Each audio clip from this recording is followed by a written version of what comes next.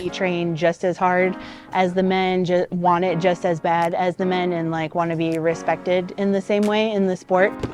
Heck yeah, I'm gonna go for it. Like, I'm gonna dominate this industry and then be like the only woman, Latina woman, and hopefully somebody can get inspiration from that. Be strong, be loud, be proud. When somebody writes the book about women's soccer or the investment in women's sports, this will have to be a moment that they have to mark. To represent women in aviation, but also women who are capable and achieving and doing great things. Even if I make only the first step or the first few steps, that allows for everyone else too. Those are just a few of the inspiring voices you'll hear from over the next 30 minutes. Welcome to KSHB 41's Women's History Month special. I'm Megan Abundis. Women's History Month is a time where we reflect on the women paving the way for future generations. To kick it off, KSHB 41 news reporter Marlon Martinez shows us how one local athlete is knocking out stereotypes. Come on in. For Kate Levine, pain needs no introduction. Yeah, your mid-back feels a little tight today, huh? As a chiropractor, she spends her day aligning spines and relieving pain. Outside of the clinic, as a boxer, she delivers it. I love it. I love boxing so much. I fell in love with it. And that love for the sport started just as a hobby. My very first fight was in a tournament, in the Ringside World Tournament. I probably had no business being there, but I won and I was like, oh, okay, this is fun. That quickly turned into a passion. It teaches you so much about yourself, just like mentally, physically. It's just fun. I feel like it's the ultimate sport. The ultimate sport that has been dominated by men. A barrier Levine hopes to break. We're just making steps for the people who come after us and making it better and better so that eventually people don't think it's weird. While also showing others. We train just as hard as the men, want it just as bad as the men, and like want to be respected in the same way in the sport. Do you feel like you ever have to earn people's respect because you're a woman doing this? No, because I already have. You just demand it. In Overland Park, Marlon Martinez, KSHB 41 News. From the boxing ring to the auto shop, KSHB 41 news reporter Claire Bradshaw tells the story of a Latina business owner paving the way for others. It wasn't where I felt like I fit right, so I decided to create my own space. Laura Pion has worked in her own garage, her own space, since 2022. Pion first started on her own in 2019. She's self-taught and worked in other garages owned by men, but says that wasn't where she could thrive. I don't know, it's more encouraging than anything. I see it and I'm like, heck yeah, I'm gonna go for it. Like, I'm gonna dominate this industry and then be like the only woman, Latina woman, and hopefully somebody can get inspiration from that. Because that's what I wish I would have seen it whenever I was starting, you know, someone that I could look up to that looks like me. Now Pion owns Pion Wraps. She's the one-woman band. She handles marketing, scheduling, and the vinyl and detail work. Pion says while working in a male-dominated field, it's important to let her work speak for itself. Because I am a woman, because I am Latina, I don't want that to be like, oh, that's the reason she's getting special treatment, or that's the reason that she got this position. It's absolutely the work that I do. I'm super proud of it. And when I put it out there, I just want to make sure that it's to the T perfect. As for the job, she says it isn't easy. 80% of it's prep, 20% is fun. But the attention to detail of her everyday and making space for others. Don't listen to the outside world, just do your thing. That's my thing. Keeps her wrapped in. Claire Bradshaw, KSHB 41 News. Law enforcement is typically a male-dominated field, but that's starting to change. It is easier for people to feel comfortable being a part of the organization when there's other people that look like you. For female officers with the Kansas City Police Department, that idea may be more important than ever. The department currently has 1,100 officers, and fewer than 200 of them are women. Recruiting more female officers could help the department fill a 300 officer shortage. For Women's History Month, KSHB 41 news reporter Rachel Henderson takes an in-depth look at this issue. She's hearing from a police recruit, a recruiter, and a patrol officer. When Officer Christian Barch gets behind the wheel, she has her role models in mind. Just knowing that they were here doing these things and making a huge impact, it's just kind of what drives me every day. She's had multiple family members serve, including her grandfather, former KCPD Chief Floyd Barch. They have left some big shoes for me to fill. Today, her role isn't just filling big shoes, but a big void. There's a national police shortage, and KCPD is down 300 officers. Of the 1,100 they do have, only 15% are women. We need more of them, right? And so we're still working towards our 30 for 30 initiative, which is to have a 30% female by the year 2030. Officer Amber Hoffman recruits officers for KCPD. She says female officers can often effectively de-escalate conflict and are more trusting for female victims. And in her role for recruitment, potential officers trust her. I have a lot of young women that come specifically to me as a recruiter because I am a female, because they have some of those questions about, family and what it's like to be a woman and what the physical requirements are, and are they attainable and all those things. After recruitment comes the police academy, which is where Mackenzie Kilbury graduates from in May. When we first started, there were 5 girls. We've lost 4 of them, so I am the last one in my class right now. What helps is knowing what hasn't changed. All of the instructors at the academy expect equal out of all of us. Her advice to other women pursuing this career is to let your passion drive you, no matter what. Be prepared. The boys, some of them, they won't always treat you the same. They will kind of treat you like you're weaker. Don't show them that you're weak. Be strong, be loud, be proud. Rachel Henderson, KSHB 41 News. Most 16-year-olds are learning to drive, but one Shawnee Mission West sophomore is changing the landscape of environmental science. KSHB 41 News reporter Elise Schoenig shares how this teen is working toward a better future. The work in this lab spans far and wide. I'm here a lot. Elizabeth Barnes is getting national recognition for the work she does in this lab. My end goal is to figure out a way to remove microplastics from sand. Microplastics are millimeter-sized scraps that are harmful to the environment. Her research in this field started through curiosity. I found that we don't really know anything about how to quantify microplastics in sand in an efficient and cost-effective way. And it's brought her recognition and awards from across the country. I think it's important to always have representation in every field. But her work represents more than just her dreams. I have a little sister who's in 6th grade, and every year she's like, I want to do a science project. So I help her with her science project because I want to show her that anything she wants to do, she can. It's for women and girls everywhere. What would you say are some of the most unique places here that you have sand samples from? So I'd say probably some of the most unique places are the Iceland sand sample, the Sahara Desert. I have an Australia sand sample right there. The research in this lab spans far and wide, and so does Elizabeth's impact. If no one did anything, then no progress would be made. So even if I make only the first step or the first few steps, that allows for everyone else to. Elise Schoenig, KSHB 41 News. Elizabeth says she plans to get a college degree in a science field and looks to work in either an academic lab or start her own biotechnology company. We're about to play in the first ever stadium built just for us. You will make history. It was a historic moment for women's sports. Up next, KC current players reflect on the opening of their new stadium built just for them. Plus, later in the show, Kansas City's Waldo neighborhood is becoming a hot spot for women-owned businesses. We talked to a few of the entrepreneurs about the culture they're building. 1, 2, 3, KC, baby!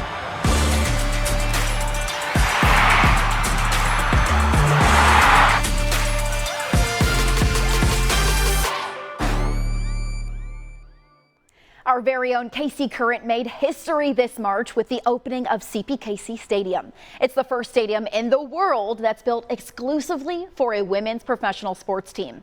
Ahead of the opening, a few of the players reflected on their journey to get to this moment. I'm Elizabeth Ball. My name is Izzy Rodriguez. I'm Kristen Hamilton, and this is a letter to my younger self. This is a letter I wrote to my younger self.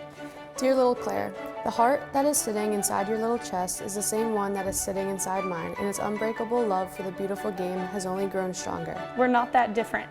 Still smiling, still laughing, still playing the game we love, and honestly, not much taller. Sorry. You wouldn't believe me if I told you that you're living your dream playing professional soccer. You wouldn't believe me if I told you that you'd be playing in the first ever women's professional sports stadium in the world. Well, you probably would believe me because you never thought anything was impossible.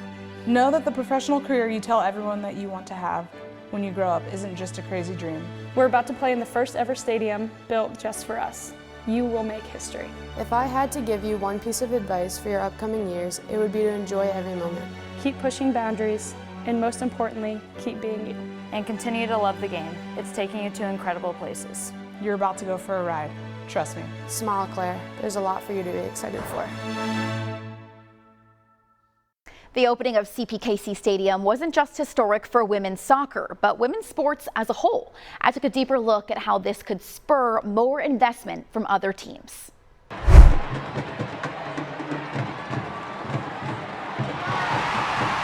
As women, you could dream to play soccer, but could you dream to play in a stadium built just for you? Women's soccer teams have always shared a stadium with other teams, other leagues. That was the status quo. Not anymore. LaPonta scores!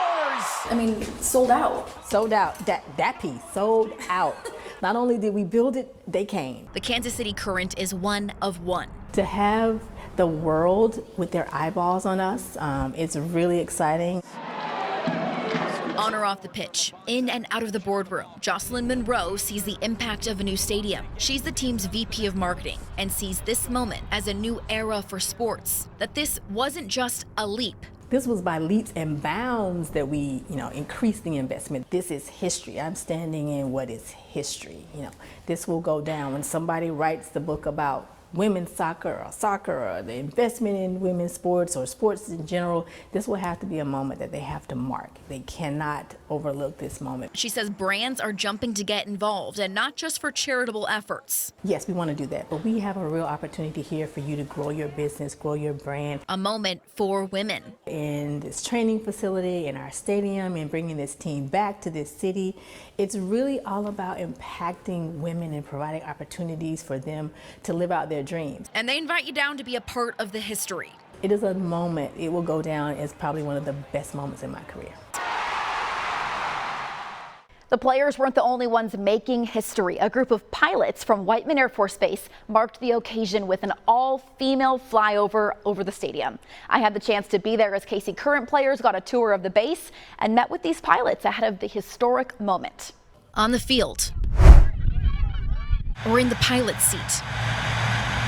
The space between the sky and the ground a little closer together today. So I have to go 2 seconds prior to the Whiteman Air Force pilots and KC Current players meeting to plan how they'll make history together. This is the first all-female two-ship T-38 flyover I think we've ever done. It only fits to have a full woman pilot staff flying over. I hope they see 3 hardworking women aviators who have worked very hard to get to where they're at today, and hopefully inspire others to follow the same path. I think it's going to bring a lot of emotion to the game, a lot of energy. Each marking this moment for women. At Whiteman Air Force Base, we have the most female B-2 pilots that we've ever had, which I think is a huge step in the right direction. These women reflecting that where they stand now started with a dream. To represent women in aviation, but also women who are capable and achieving and doing great things. What pilots and players both have to say, if you have a dream, go for it. You don't always see women in the flight suits, and it's happening. We're here, we're doing it. We've been doing it for a while. So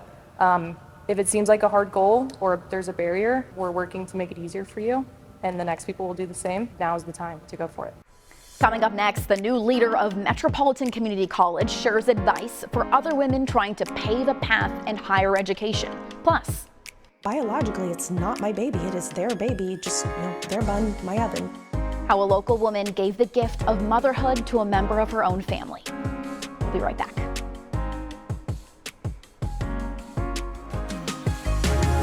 A 35-year-long journey in education helped Dr. Kimberly Beatty discover a passion for making sure everyone who wants it has an opportunity to attend college. That passion brought her right here to Kansas City. And as KSHB 41 News reporter Leslie Delismore tells us, she's making history in her new position. Dr. Kimberly Beatty says sitting in her role means a lot as the first black female chancellor of Metropolitan Community College. I've got a 35-year journey that took me here and got me here, and so I'd like to say I earned the right to be here. and very well qualified for the position. Beginning her education journey while attending Morgan State, a historically black college or university, Dr. Beatty then traveled across the country to California, where she discovered her passion for fulfilling the community college mission. Preparing the underserved and meeting the needs of the underserved and democratizing higher education so that everyone could have access. And I fell in love with that mission. Continuing her career, Dr. Beatty grew in multiple states, from a faculty staff member to vice chancellor of academics. An experience she says is helping her continue to create an accessible road for higher education in Kansas City, as many programs in agriculture and STEM are opening the doors for many at MCC.